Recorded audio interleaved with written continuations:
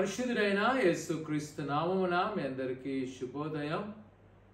పరలోక కుటుంబ పరిచర్య మందిర నిర్మాణము స్టీల్ స్ట్రక్చర్ వరకు కొనసాగించబడుతుంది. పని సంపూర్తి కొరకు ప్రార్థన చేయవలసిందిగా కోరుకుంటున్నాను. జనవరి 21వ తేదీ ఉదయం 9:30కు పరలోక పరిచర్య మందిర ప్రతిష్ఠ కార్యక్రమంలో ప్రతి వారు పాల్గొవలసిందిగా వేడుకుంటున్నాను.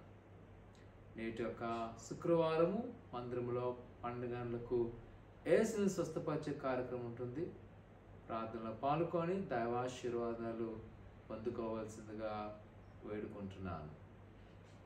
నేటి యొక్క వాగ్దానము కీర్తన 12:5. రక్షణ కోరుకున్న వారికి నేను రక్షణ కలుగజేస్తాను. రక్షణ కోరుకున్న వారికి నేను రక్షణ కలుగజేస్తాను. పాత నిబంధనలో రక్షణ అనే మాటను మనము ఒక ముఖ్య అంశంగా చూస్తున్నట్లయితే, ప్రజలు ఈ లోకమైన బంధకాలు తప్పించడం కొరకు దేవుడు వారికి రక్షకుడుగా చూస్తాం. నూతన నిబంధనలో ఇదే రక్షణ మాటను మనము ఆత్మీయంగా పరిశీలన చేస్తున్నట్లయితే ఆత్మీయమైన రక్షణ కొరకు వాడబడ్డం చూస్తాం. అది దేవుని యొక్క వాక్యం సెలవిస్తుంది. ఎవరైతే రక్షణ కొరకు కానీ ఆయన వేడుకున్నట్లయితే ఆయన వారికి ఆ రక్షణ కలుగు చేయ సమర్థుడు.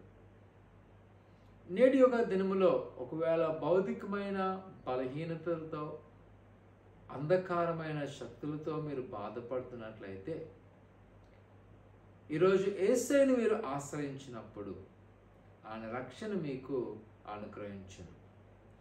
నేను ప్రతి బంధకాల నుంచి ఆయన విడుదల చేయను, మనల్ని విమోచించును. మనం ఏదైతే కోరుకున్నామో ఆయన వాటిని సిద్ధింపచేయను. అదే సమయంలో ఈరోజు ఒకవేళ పాప బంధకులతో నువ్వు నలిగి ఉన్నావా, శాపాలతో ఉన్నావా, ప్రభువైన యేసుక్రీస్తు రక్తం ద్వారా ఆయన నీకు రక్షణ ఇస్తున్నాడు.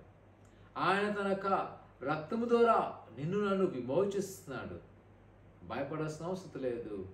మనము ప్రభువైన యేసు యందు రక్షించబడి ఆయన రాజ్యాన్ని మనము పొందుకోబోతున్నాం.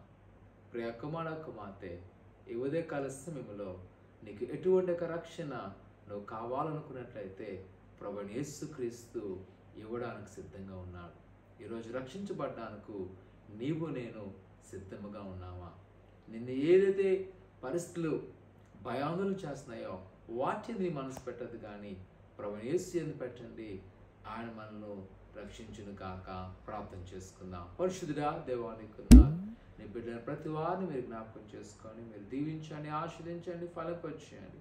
ఎదుగో ప్రభా, ఎవరైతే నీ రక్షణ కొరకు వేచున్నారో వారికి మీరే సహాయము దయచేసి నీ కృపను చూపించి నీ వాత్సల్యముతో నింపి బలపరచుకోమని యేసు నామమున తండ్రి, ఆమేన్.